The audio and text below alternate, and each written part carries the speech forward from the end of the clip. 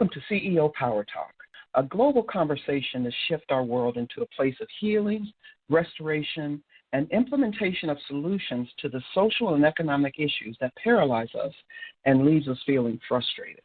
I am your host, Luara C. Bulluck, and I am so very excited to be here with you today.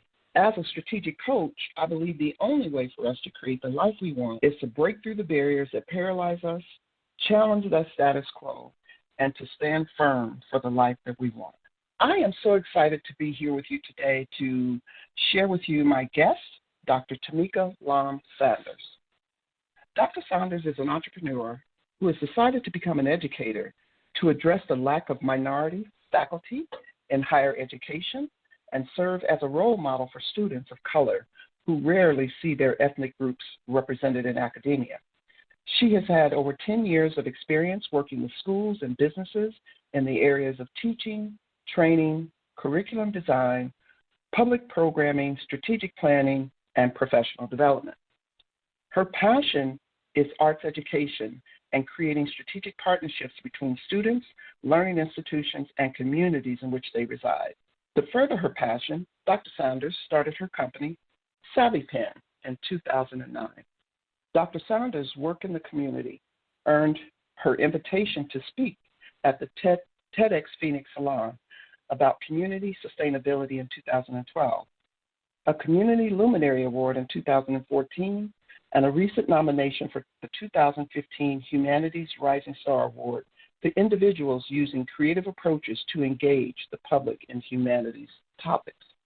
So please join me and welcome Dr. Tamika Sanders.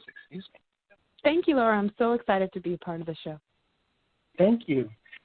Today we're going to talk a little bit about your passion, your purpose, and social responsibility for your community. So I want to start by just giving folks that may not know you personally, giving them a little introduction to Dr. Sanders and Savvy Pen Consultants and how it came to be. Yeah.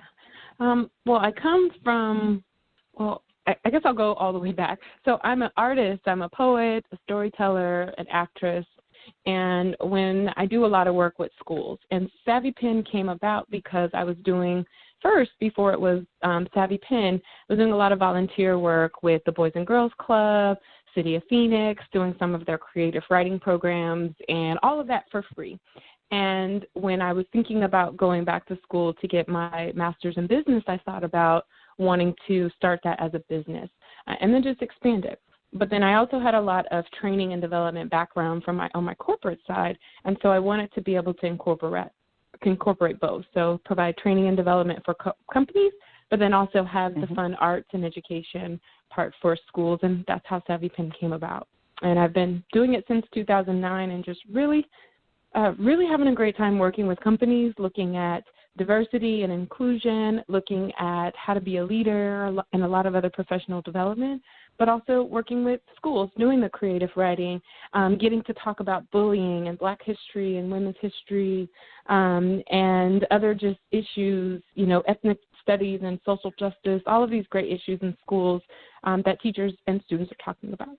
And speaking of Black history, I read an article in Voyage Phoenix, which was an interview with you, and you talked a lot about why education is so important to you. Can you share that a little bit? I think you were talking about how, when you looked at Black history, there was a huge gap in there. Can you kind of share that with our guests?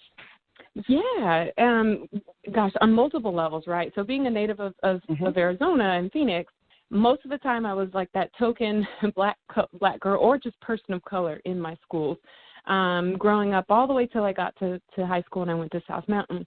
But so not only was I that one of maybe 5 or 6 people of color in my whole school, I was usually the only person of color and Black person in my classes. So I got really excited thinking about, when it got to February and learning about Black history. And every year, no matter what school I went to, no matter what book it was, a little paragraph, if that basically summed up Black history and our Black contribution to the U.S. as we were slaves, Emancipation Proclamation, and then Martin Luther King, right? Those were the 3 consistents. And And I was always really disappointed, and also just like there has to be more than this, right? And if there's not, why are they lying? Why are they keeping this from me? And I was lucky to grow up with my mom that had like books like the biography of Malcolm X, and all of these great books, and the library. So I would read these books, and I would spend hours, Saturdays at the library, getting books and learning this stuff. And then I would go back and look in my history book and go, why aren't these things there? And so I became really distrustful of the textbooks of history, and I started thinking, if they're not telling me about Black history, what aren't they telling me about Hispanic and Latino history, about Indigenous history, about Asian history? And so I kind of made it my mission to just go and learn, and purposely on my own, those different histories that weren't being taught to me in school, and even at the college level, unless I took those classes as electives. So that is that love-hate relationship that lots of students of color have with the education system. We distrust it. We don't believe it's for us.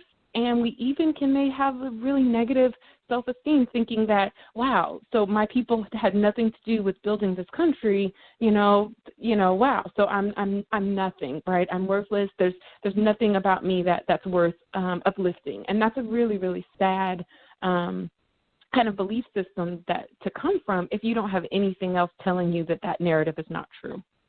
So let me ask you this, and do you feel that the community had a gap in terms of the knowledge of Black history or just history in general? Yes, it is something I think that happened right when literally when schools became desegregated, right? Before, when we had, they were segregated schools, as much as people, hated that and you understand it, you were at least in those schools, and you were getting taught in your Black schools, which were taught by usually Black teachers and teachers of color. You were getting taught your history, where you came from, your leaders, your contributions. You could see that. As soon as schools got integrated, they started choosing which piece of history to teach us, right?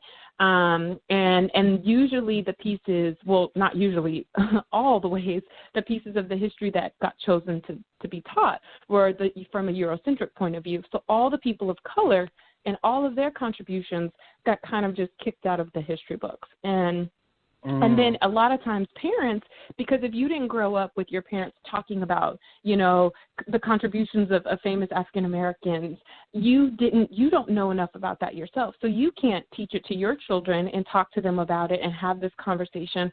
And they're learning it from the schools with nothing else to challenge that.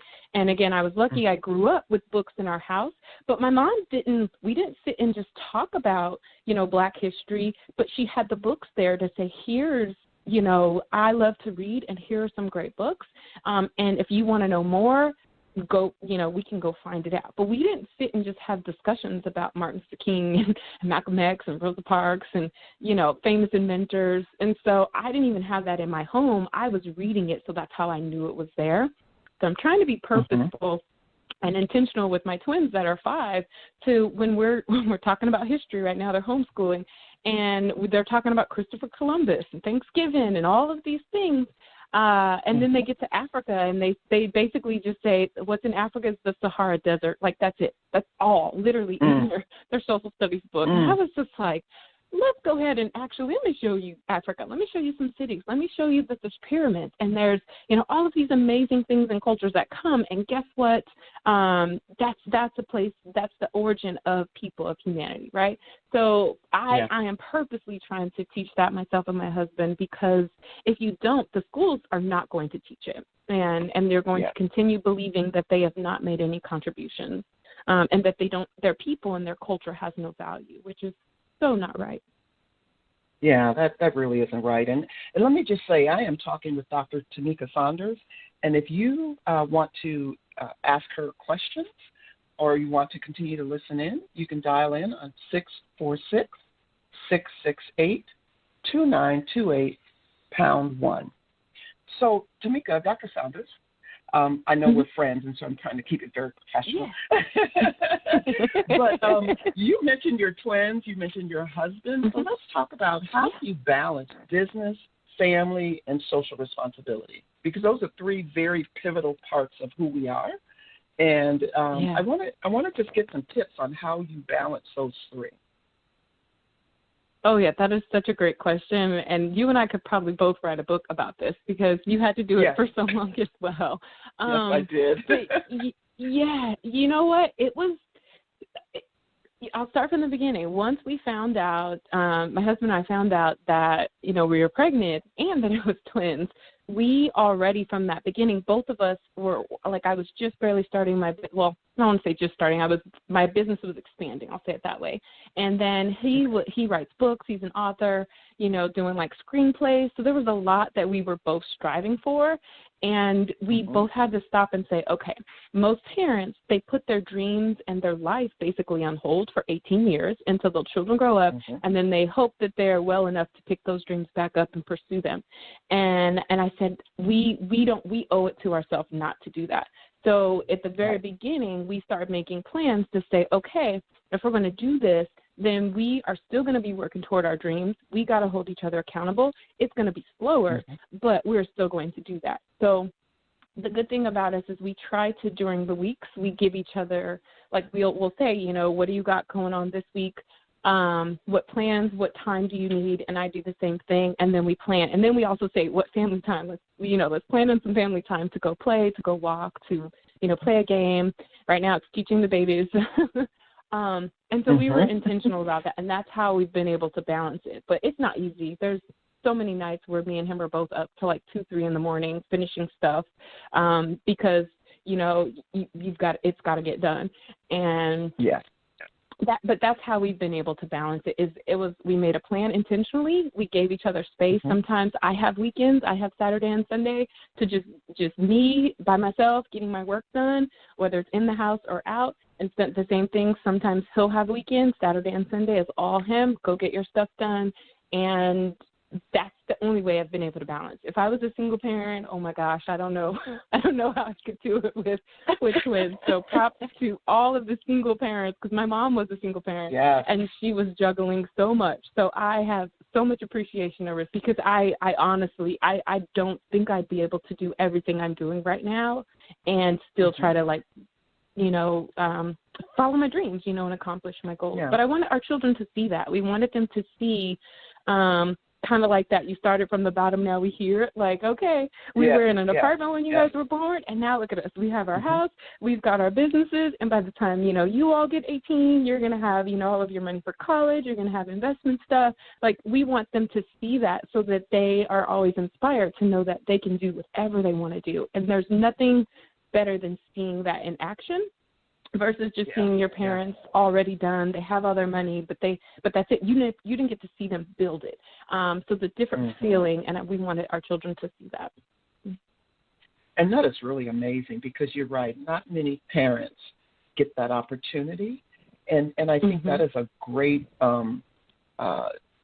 tip to share is that you have to be intentional. You have to create a plan, and then have agreement where you're holding each other accountable. That's amazing. So let me ask you about a little bit more about Savvy Pen and the students you serve.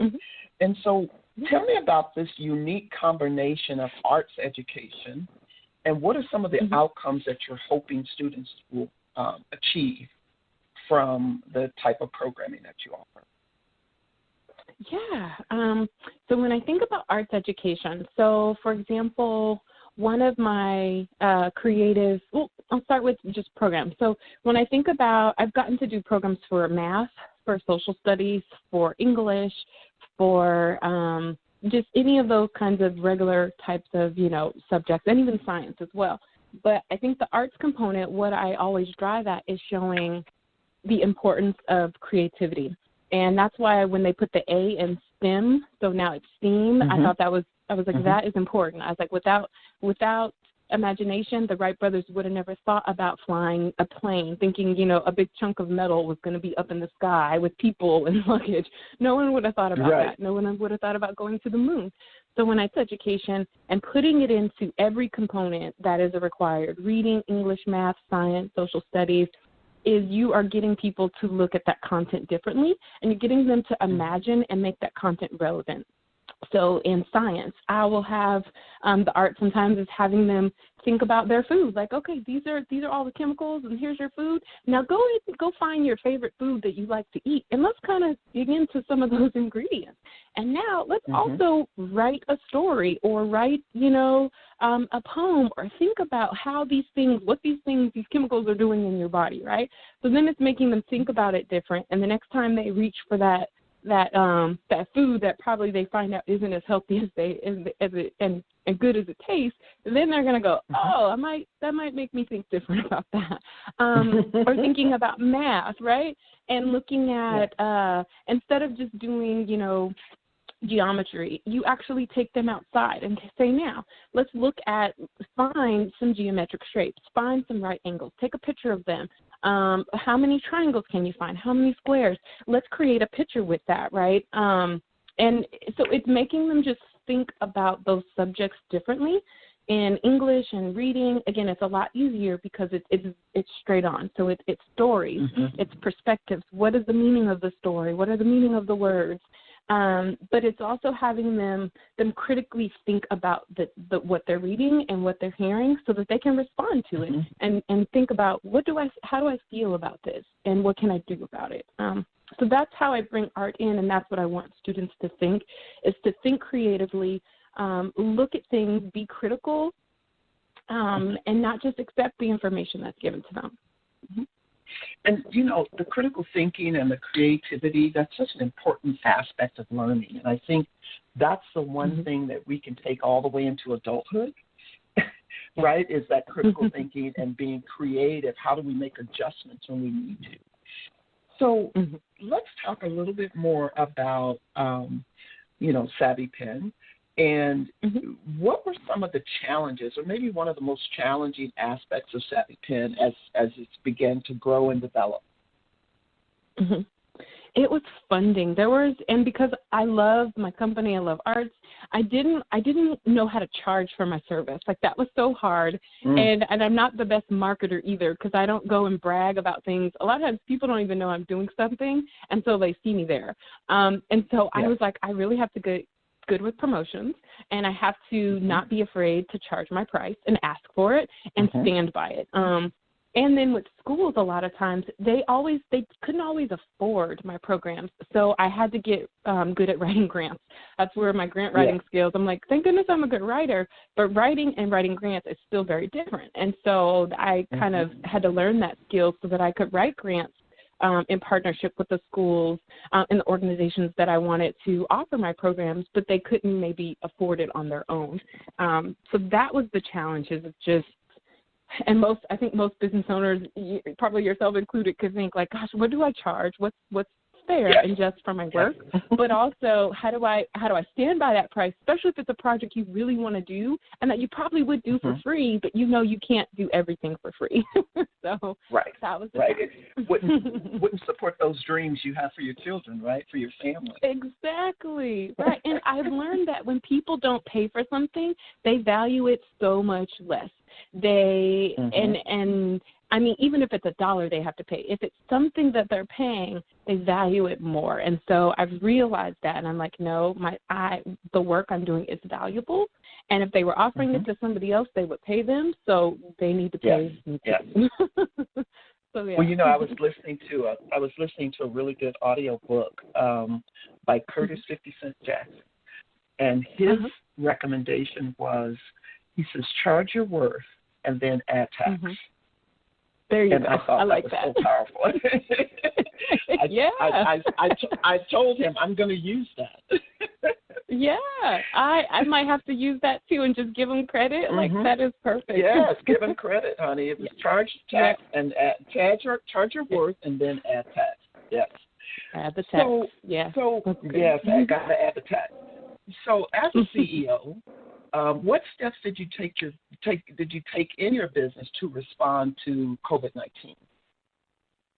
You know what? That was a big one. I had to, because working with schools, a lot of what I do is in person. Even working with organizations and doing, their training and development, a lot of it's in person. So as soon as that hit, I was lucky to be a part of, I do some in schools. AZ Speaks with Arizona Humanities does they offer free speakers for K through 12 schools. And they were doing some of their talks that we have in their catalog, and they were videotaping them and recording them for us.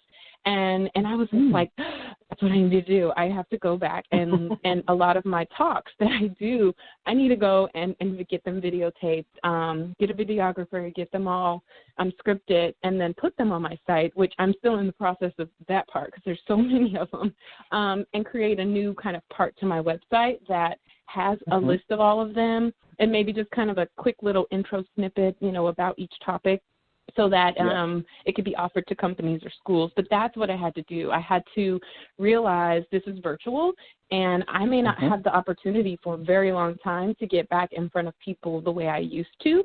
But it was also a step forward because I've always wanted to go out of the country into lots of states and cities and speak. And because I have a family, I don't always love to now travel for that long and be away from my family. Right. So I was like, this gave me the opportunity to be in whatever country, whatever state that I want to be in with this, and still be there virtually. They have, they listen to the presentation, and then they have me on for the Q&A after to talk and discuss. So that sped up that part of my business, which I don't think would have happened for a very longer because I didn't need to. And so now I'm getting to have that global reach, and I'm super excited about where it takes me.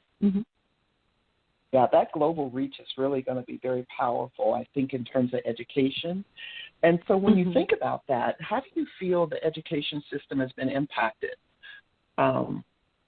Because I'm sure it's made some serious shifts in education as a whole. So what are your thoughts about that?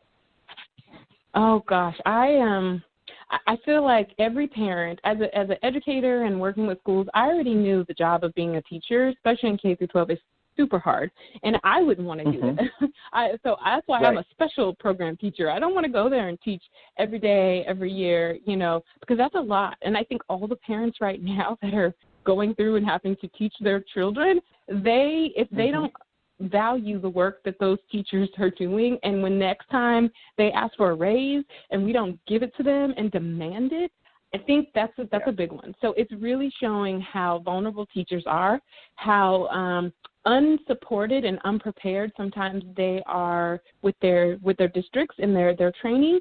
And I know, for example, when this happened with COVID, I think the schools, they weren't meeting and having, I think maybe a week or two before school, was there. Some of them, then they got to go back and do their classrooms and then kind of think about how they were going to do their classes virtually, but they didn't give them a lot of training and a lot of time. A week or two is not enough to change all of your curriculum into an online content, right? That's very different.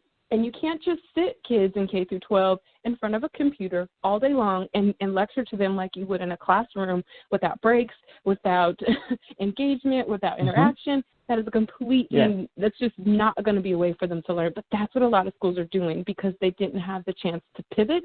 They didn't have the training to be prepared to actually do it the right way. So that scares me a lot. And so when I remember when my husband and I were talking about it, I was like, I don't think the schools are going to be able to do this. So I'm going to enroll our twins into a school that is already virtual. So they've already worked out the kinks. They know what they're doing, and they're going to be able to deliver the instruction and the assignments and activities the way they're supposed to be doing so that our children's learning is not being hindered, right? And their engagement is not being hindered. But it's exposing. So COVID has done that. It did not prepare teachers in schools in the way it could have and should have during that break when we were all off. That could have been a really great time for them to plan. But maybe they didn't do it because they were hoping that we would be able to go back to school and it would be fine. Second, it really exposed the vulnerability of the inequality, I'd say, of the schools, which if you're a person of color, this exists already. But I think other communities are able to see there's no computers, there's no internet, You may not have the right books and resources. You may not have parents that understand enough intellectually to help you with the work that you're learning. So it exposed a lot of that, which is really sad because now those students, for better or worse, are going to end up probably being behind. And so, it's been really, really, really problematic. And I don't know how we're going to move past it. There are schools, I think, here that opened up this week, and they're letting people back. But, that's a scary thing as well because we don't know we don't understand how this disease works yet, and we don't know enough about it to stop the spread behind, washing hands and wearing masks. So we'll see how that goes. But those are the big things with schools. It's just the inequality, the lack of preparedness, and the skills and the training. That's usually what happens to teachers. They don't get prepared. They don't get the training that they need. They're learning it on their own and as they go. And that's not a key solution for learning. Yeah, and I think, along with, or coupled with, I should say, not having a real solid message around the public health issue we were facing, I think that also set the schools up for the position they're in right now. I mean, we didn't get the right information. It wasn't as accurate as it could have been, and the directives I think were a lot missed. So I agree with you that it really did expose not only the education system, but I would say a number of industries. Because we have some industries that have failed and they can't come back. So I agree with you, exposing the vulnerability of those other industries as well. So that's a big deal. So let's switch gears a little bit. So tell me, who inspires you and why? Oh man, when I think of people that inspire me, there's so many. When it comes to women, I think of people like Audre Lorde, a poet. It's mostly like poets and writers. So Audre Lorde is a famous writer, Black lesbian writer, and she wrote this poem called Coal, which I love. It's basically in explaining that you like this piece of coal that's black. It seems like it has no worth, but with time and pressure, it's going to be a diamond. And I love that poem and that analogy because it always made me think about, and her work and her words as well. So she's one of the people that inspires me, but I'm also inspired by a lot of our youth right now. I get such an opportunity to work with a lot of young people that just give me so much hope and inspiration for the future that we're going to be all right. If we can make it till they get older to take control, they're going to have it. They're going to fix a lot of the things that we're doing if we can, not mess it up so much when we hand it off. But so those are the things I get really inspired by a lot of just activists around the world. So I'm trying to think. There's so many. When I have to think of names, I'm like, Also, Zora Neale Hurston, another poet and writer that was in kind of the Black arts movement with like Langston Hughes. I always love her because she died in an unmarked grave and poor because when integration was happening, she didn't believe in it. She was like, if you have to fight to be at a table where you're not welcome, you're never going to feel equal and you're never going to be welcomed at that table. And that always resonated with me because I started looking at just Black culture and our identity. As soon as that happened with integration, there was such a cultural, educational divide, and it's one we haven't ever been able to get back.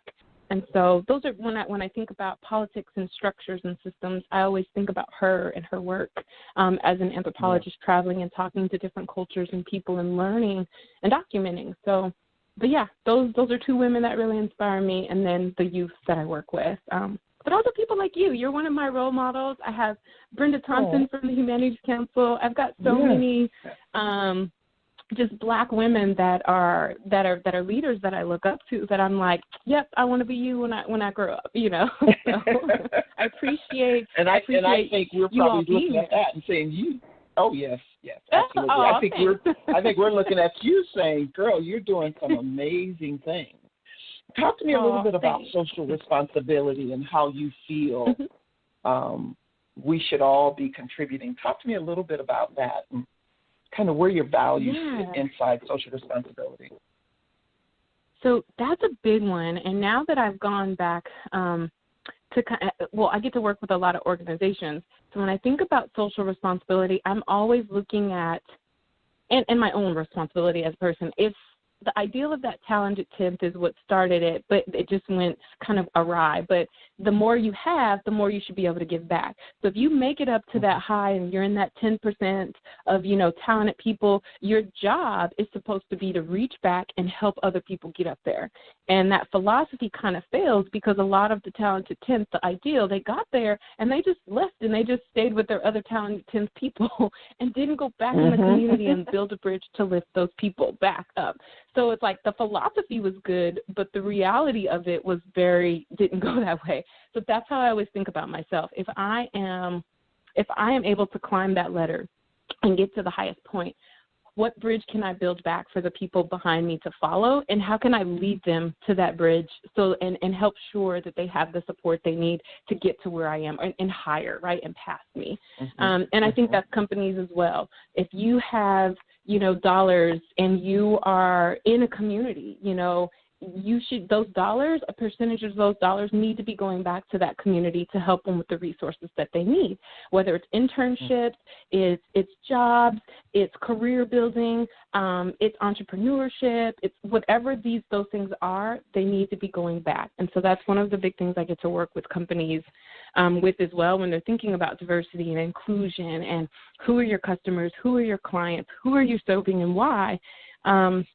That's a big one that I highlight for them is where is your money going? Who are you investing in? What does your leadership team look like? Is it all older white men? Is it all white people, period, whether it's men and women? Or is it diverse in age and ethnicity and gender? And if it's not, maybe you should be thinking about it, because those are kind of gems that you're missing out on by not having those people and perspectives as part of your leadership team. So that's what I think about corporate responsibility. It is our responsibility to give back, and to give back in a meaningful way, not just go give money just because, but how is it making an impact and a difference in the communities and the lives of those people. So, yeah. Yeah, that is very powerful. And I completely agree with you that if we don't take advantage of those little gems that are out there and pour into them, shine them, bust them up when we need to, that we're going to miss out on something pretty powerful. Yeah. So let's talk a little bit about your personal and your professional support system, because we know as women, we need to have a support system. We need to be able to fill our cup when necessary. And so if we don't do that, we're not able to give back. We're not able to be committed to our community. So talk to us a little bit about your personal and then your professional support system. Yeah, my personal community, it is really, if I didn't have arts and I didn't have open mics and like creative writing to be able to just sit and just create and be inspired and listen, I think that would hurt a lot, especially in a time like this. There's so much political, social, just everything unrest, right? And if I didn't have a way to unplug and in a good, healthy way to pour out my emotions, my thoughts, I think I would probably just go mad and just scream and be angry all the time. So, you know what I mean? Because, like, every time you turn on the news today, I feel like you just want to scream. And I'm just like, oh, my gosh. Yes. And what I do is I take a moment back and I think about, okay, I can't solve this, but what can I do, right? And sometimes it's not that. I just like, let me go write. Just get all these thoughts out. And then I can go back and read them when I feel, better, and work on it, or the what can I do, right? So that's my personal outlet is art. That's always been there, and I'm glad that my husband is an artistic person too, writing stories, and so we get to play off things like that. And then professionally, I've been really lucky to be part of women's arts organizations, but also just women in the nonprofit world and women's groups that are like sister circles and other great things where we can get together as women and just talk and be there for each other and lift each other up and say, hey, what do you need, sis? How are you doing? I see you, great job. Just those things, because professionally we need that. And As women, we're not always welcomed in every room and every door. So when you have other women leaders that are in those doors and that can open them for you, that is beyond amazing. And so professionally, I've been really lucky to have people recommend me for something, or, just say, oh, refer me to, someone. And I'm like, oh, thank you so much. And I do the same for them. So that helps. and those circles are so important. And there are a number of them out in the community. And I just challenge everyone to find that circle that they need to support them. Yeah. Whether it's professionally or personally. I love the art piece of it. I used to always say that I'm not very creative, but I tend to find myself in spaces that are doing very creative things. And so, I have to change that language about myself and not refer to myself as not being creative. And so I'm losing that phrase. Yeah. Good. So what's next for Savvy Pen? What's next for Savvy Pen? And then what's next for Dr. Sanders? Oh, man. So that's such a great question. And I think the next part of that global part that I talked about earlier is just seeing, now that we're in this virtual world and we're very small because the internet and the virtual reality connects us in a way that we couldn't be connected before. So for Savvy Pen, that is the goal, is to how can I get more a bigger reach and some partnerships that are global partnerships where I can, like, I have a MLK creative writing contest that we give $100 to 4 winners, and it's for grades 6 through 12, about a dream they have for themselves, for their community. But I could make that dollar amount so much higher and make the global, the impact, and have that contest where it's like around the world. I would love to see that. I would also love to see the state, the kind of curriculum that we're putting in our books and our texts be a lot more diverse and a lot more multicultural, to include all of the stories that shaped America, not just the ones from a Eurocentric kind of perspective. So that is those are two of my goals for Savvy Pen, is to have those dialogues, but also have action behind them. Not just talk about the change, but how can I be on those boards, be influencing the Department of Education, be influencing the people writing the textbooks, so that that change can be there. For me as Dr. Sanders, oh gosh, it's articles. Having a PhD, most of my friends that have PhDs, they have so many articles and things written, and I've been so busy doing the work that I haven't really gotten the time to really write the articles. And even though the work goes into my presentations and the research, I have not had the time to write and really publish the way that I should as a PhD. So that's my doctor goal. That's the doctor part. You need to get some. Yeah, I'm like, you need to get some articles in there and make sure that that you're getting published, so that your other PhDs and other doctorates in that field, that's how they call on you to be an expert, is when they see those journals and those things, those accolades that are there. Besides just me speaking, because they love that, but I need that other part for myself as well. Yes. And then personally, getting more doctors. I think every time I go in front of students, especially students of color, and I say I'm a doctor, that just excites them, and they're like, wow, but you look so young, and how did you do it? And it lets them know that they can be it too, and that if they want it, they can get it, because now they have a real example of someone that looks like them, came out of the same hard background as them, but made it despite that. So that's my other personal goal, is make more Black doctors. That is a great goal. That is a great goal. And I think, to be able to put some real focus into that type of an initiative is so powerful, because that is how you're going to make those changes. That is how you're going to get people in positions where they can impact policy, systems, and really change that curriculum once and for all. I love that. Yeah. So I just want to remind my guests, if they would like to ask Dr. Sanders questions, we're going to take a moment shortly to do that. But I also want to ask you about how can people find you? Where are you at? Where's your footprint out? I know. And it's different where you find me. So if you were in the open mics, find me before the pandemic, you could find me at like places like Poetic Soul on a Wednesday. When Home-Based Poetry was there with HB, you could find me there. But now you're probably going to find me when things get back to normal. It would be at different conferences related to social justice, ethnic studies, multicultural initiatives, and even activist things going on in our community. I'm usually right there, and if I'm not right there, then I'm promoting it. So that's where I love to be. Arts, education, community. Those three things, if they have any of those ties, you will normally find me there. And right now, it's home. You're going to find me at home or hiking with my family or taking our walk. We try to get out, every day. We sometimes go to Piestewa Peak, sometimes South Mountain, sometimes the Rio Salado. So those are our other fun places to just go and hang out as a family and get out the house a little bit. Well, I really enjoy your pictures that you guys share when you're in Sedona, which is one of my favorite places. And I always try to figure out which trail are they on. I need to see that trail so I can go there too.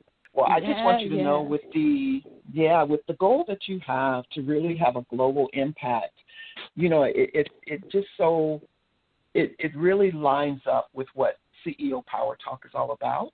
Because we are trying to have this global conversation that's going to shift things, the way we're thinking, the way we feel. It's going to help restore communities and individuals and businesses and industries. So I'm excited that you're our first guest on this program. But, before we take any questions, what kind of tips would you give a CEO that is either just starting or trying to find her balance between family, purpose, and really your passion? What kind of tips would you share for her or him? That is a really good one. So one of the first one is really have a clear plan of what you want to do, why you want to do it, and who is it meant for. That changed for me so many times, but once I got that clear, who is my audience, what am I doing, and why am I doing it, really, really helped me. And then from that plan, from that kind of outline, I was able to build a plan. I knew if it was going to be schools, I knew where I had to go, right? I knew if it was for businesses, I knew where I had to go, but also what types of businesses, small, large, nonprofit, for-profit, right? And then look at your time. Look at your time and your finances, because as you know, those two things are important. So how much time do you have to actually do the things that you want to do? How much resources? So finances do you have, and what do you need to get there further? And what can you start doing right now? And then, a couple months from the line, and then, have that timeline, like now, a couple months into the year. So build that timeline so that you are doing something every day to help you get to that goal, even if it's little, right? It might not be, might be really slow, but that's okay. You're working toward it, and that gives you the confidence and that power to okay, I'm checking off my list. I'm getting there. It's slow, but I'm making progress, right? And then know what your worth is, and add the tax. I'm going to say add the tax. Add the tax. Know what your worth is, and do not be afraid to ask for that price, and don't back down for it. I know in the beginning you may do some things at a discount or for free just to get the referrals and get yourself out there, but you don't always have to do that. If what you are building is unique and it's new, you don't have to start out that way. They might be your first client, but they don't know that. Charge your worth and stick to that price. Awesome. And I tell you, sometimes we think we have to do the big thing, right? We have to do this big grandiose thing to launch, and it's not true at all. And I think you're right. Just having some, absolutely, having that plan, though, that's the most important thing.